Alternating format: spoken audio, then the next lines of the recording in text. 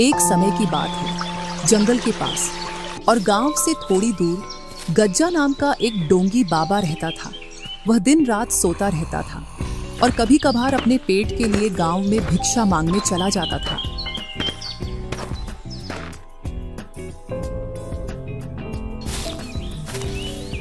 अरे, आज फिर से सूखी रोटी और दाल मिली है, जबकि गांव के कई घरों से पकवान की खुशबू आ रही थी। गांव वाले कभी साधु संत का सत्कार करना नहीं जानते। ऐसे ही गुनगुनाते हुए गज्जा अपनी कोठरी के पास पहुंच जाता है। वहीं रूखी सूखी रोटी खाकर वह सो जाता है।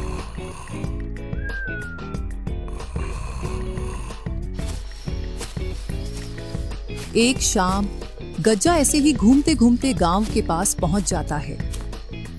जब वह मुखिया के घर के पास पहुंचता है तो उसको पकवान की मस्त खुशबू आती है। आज तो मुखिया के घर में कुछ खास बन रहा है, जो इतनी मस्त खुशबू आ रही है। अगर इससे भोजन मांगूंगा तो यह मुझे वही सूखी रोटी पकड़ा देगी। क्यों ना थोड़ा इंतजार करूं। जैसे ही मुखिया की पत्नी रसोई घर से इधर उधर हुई तो कुछ पकवान लेकर अपने मुकाम पर पहुंच जाऊंगा। थोड़ी देर बाद मुखिया की पत्नी रसोई घर से बाहर चली जाती है। इस मौके का फायदा उठाकर गज्जा पकवान उठाकर ले आता है और अपनी कुटिया की ओर चल देता है। अपनी कुटिया में पहुंचकर मस्त खाना खाता है और बोलता है, जो चोरी के भोजन में स्वाद होता है वह किसी और भोजन में नहीं होता।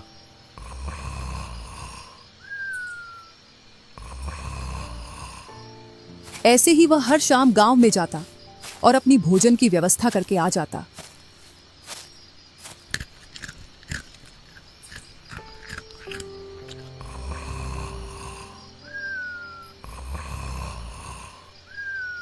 अब गज्जा का रोज का यही काम हो गया था। रोज रात में गांव में जाना, खाना चोरी करके लाना, अपनी कुटिया में लाकर खाना और दिन भर सोना।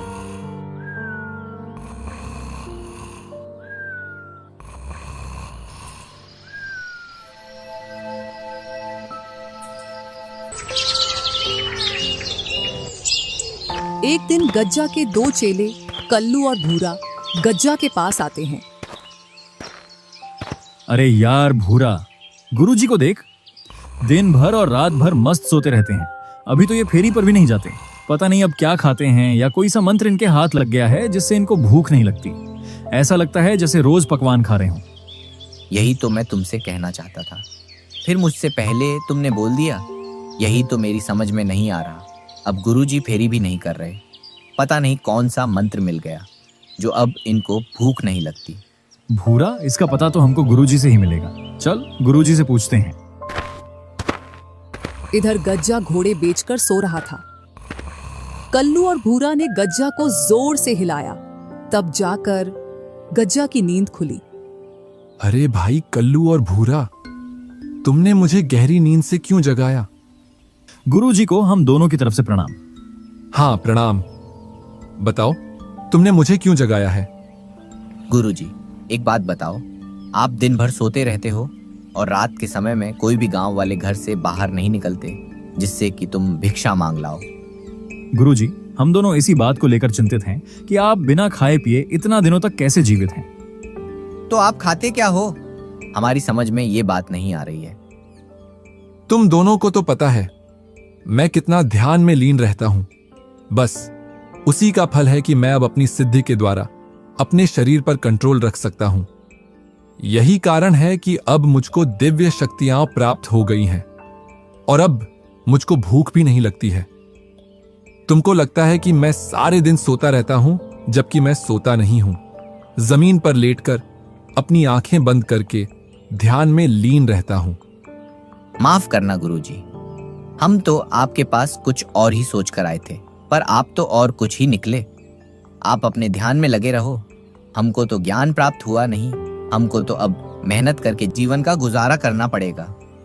ठीक है मेरे शिष्यों, अब मेरा ध्यान में लीन होने का समय हो गया है। तुम जाओ और मुझे परमात्मा में लीन होने दो। भूरा और कल्लू वहां से चले जाते हैं। इधर गज्जा अपनी नींद में व्यस्त हो जाता है। अरे यार भूरा, तुझको गुरुजी की बातों में कितनी सच्चाई नजर आती है। कल्लू यार, हो सकता है गज्जा को ज्ञान प्राप्त हो गया हो। वैसे तो वर्षों से गुरुजी बना बैठा है, क्या पता उसने कोई सिद्धि प्राप्त कर ली हो। कुछ भी हो भूरा, लेकिन मुझको यह बात हजम नहीं हो रही है कि उस गज्जा को सिद्धि प्राप्त हो सकती है। तूने देखा नहीं था वो किस तरीके से अपने शिष्यों के साथ बदतमीजी से पेश आता था। हाँ भाई, बात तो ठीक कह रहा है। उसने एक दिन गांव के रमेश की लड़की छेड़ दी थी जब वो उसके पास शिक्षा लेने आई थी। कुछ तो गड़बड़ है, इस गुरुजी पर निगाह रखना पड़ेगा। हाँ भाई, हम गुरुजी पर कुछ दिनों के लिए निगाह रखें, फिर हमको पता चल जाएगा कि वो क्या खाता है और क्या पीता है और उसको सिद्धि प्राप्त हुई है या नहीं। हाँ भूरा, तुम बिल्कुल सही बोलते हो। हम गज्जा पर कल से ही निगाह गड़ाकर उसकी निगरानी करेंगे, तभी उसकी सच्चाई का पता लगेगा। अच्छा हुआ उन दोनों कमीनों को मैंने मूर्ख बनाकर भेज दिया। अगर मेरी सच्चाई जान जाते तो ये मुझसे पहले गांव में पहुंच जाते और जिस भी घर में पकवान बनती तो वह चोरी करके ले आते या फिर गांव वालों के सामने मेरा भांडा फोड़ देते।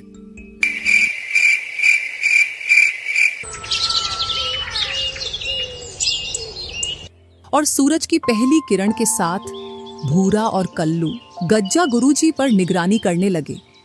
आज तो गांव में किसी के घर मालपुआ मिल जाए तो खाने में मजा ही आ जाएगा। बहुत दिनों से मालपुआ नहीं खाए। भूरा, वो देखो, गुरुजी जाग गए हैं और खुद से ही बातें कर रहे हैं। पता नहीं क्या बातें कर रहे हैं, सुनाई तो यहां तक नहीं दे रहा है। कोई बात नहीं है कल्लू, सुनाई नहीं दे रहा तो क्या हुआ, गुरुजी तो हमको दिखाई दे रहे हैं। जो कुछ बातें कर रहे हैं उसके हिसाब से आगे कुछ करेंगे, तभी हम उनका पीछा करेंगे। करने दो, क्या बातें कर रहे हैं अपने आप से। कल्लू और भूरा को सुबह से दोपहर हो जाती है। अरे भाई भूरा, देख, सुबह से दोपहर हो गई। गुरुजी यहां से तो कहीं भी नहीं गए हैं और एक बार कुठरिया में जाकर फिर से पेड़ के नीचे आकर दोबारा सो गए। कल्लू, तू जाने की तो छोड़, एक बार से दूसरी बार वे खड़े भी नहीं हुए। मुझे लगता है उनको सिद्धि प्राप्त हो गई है। हम तो वे फजूल में उन पर शक कर रहे हैं। चल, यहाँ से चलते हैं। अरे भूरा सुन, मान खड़ा रहे, उसे कोई सिद्धि प्राप्त नहीं हुई है। वो तो सोया पड़ा है। जब आदमी ध्यान में होता है तो आदमी अपने बलबूते पर खड़ा होता है, पर यहाँ गुरुजी को देख, वो जमीन पर ऐसे पड़े हैं जैसे पानी में भैंस पड़ी हो। कुछ न कुछ अवश्य है। तू रात होने का इंतजार कर। ठीक है कल्लू भाई, तुम बोलते हो तो इंतजार कर लेता हूँ। जैसे ही रात होती है तो गज्जा खड़ा होकर गांव की ओर चल देता है। अरे कल्लू, वो देख, गुरुजी तो गांव की ओर जा रहे हैं। हाँ भूरा, चल, हम भी इनका पीछा करते हैं। भूरा और कल्लू चोरी छिपे गज्जा का पीछा करते हैं और गज्जा जैसे ही गांव में पहुंचता है तो चोरी छिपे घरों के आसपास घूमने लगता है। गुरुजी घर के आसपास क्यों घूम रहे हैं, मेरी तो कुछ भी समझ में नहीं आ रहा है। सब्र कर भूरा, सब्र कर, और देख गुरुजी क्या करते हैं। इस घर में से पकवान की खुशबू आ रही है। चलो जल्दी से इस घर से खाना ले आता हूं। अभी कोई भी नहीं दिख रहा है। कल्लू और भूरा ने थोड़ा इंतजार किया और गज्जा उस घर में से खाना चोरी करके अपनी कुठरिया की ओर चल देता है। वो देख, गुरुजी तो इस घर में से खाना चोरी करके लेकर जा रहे हैं। लगता है यही इनकी सिद्धि का राज है। इनको कोई सिद्धि नहीं मिली है, ये तो गांव में से खाना चोरी करके खाता है। चल कल्लू, क्यों ना हम गांव वालों को बता दें कि इनका खाना गज्जा चुरा कर ले जाता है। अरे भाई, पागल है क्या तू? कभी तो अपनी खोपड़ी का इस्तेमाल कर लिया कर। जरा सोच, गुरुजी तो बैठे बैठे खाना खा रहे हैं, पता नहीं कब से गांव वालों के पकवान खा रहे हैं। क्यों ना गुरुजी का खाना हम चुरा लें, जो वे चुरा कर लाते हैं।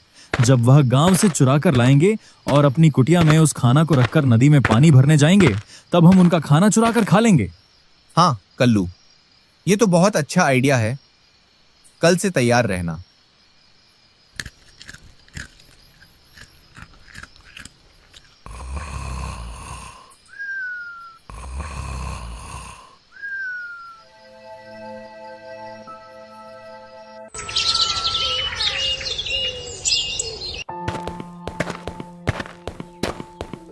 चल गज्जा, तेरी ड्यूटी का समय हो गया।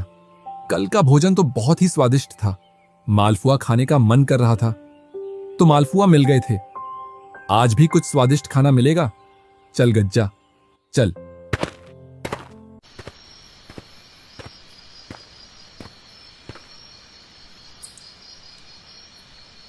और गज्जा गांव से खाना चोरी करके लाकर अपनी कुठरिया में रख देता है।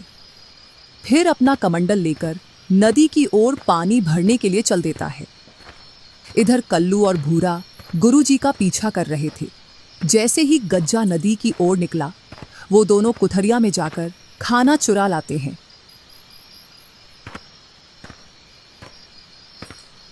और दोनों जंगल में जाकर उस खाना को खाते हैं। अरे, मेरी पकवान कहाँ गई? आज तो मैंने बड़ी ही स्वादिष्ट पकवान बनाई थी। हाँ जी, सुनते हो? हाँ भाग्यवान, क्या हुआ? मैंने बड़ा ही स्वादिष्ट खाना बनाया था। आपने पूरा खा लिया, मुझे और बच्चों के लिए भी नहीं छोड़ा। अरे, मैंने अभी तक खाना नहीं देखा। खाने की तो दूर की बात है। कुछ दिनों पहले भी अपने घर में ये घटना हुई थी। ऐसा लगता है जरूर हमारे गांव में कोई खाना चुराता है। गुरुजी को इतना अच्छा समझते थे, वो तो चोर निकले। अब तो हम भी चोर बन गए। चोर नहीं, महाचोर बोल भाई, क्योंकि अब हम चोर के घर से चोरी करके लाते हैं। ऐसा 3 दिनों तक चलता है। गज्जा गांव से खाना लाता और कल्लू भूरा उसकी कुठरिया में से चुराकर खा लेते हैं। 3 दिन से भूखा मर रहा हूं।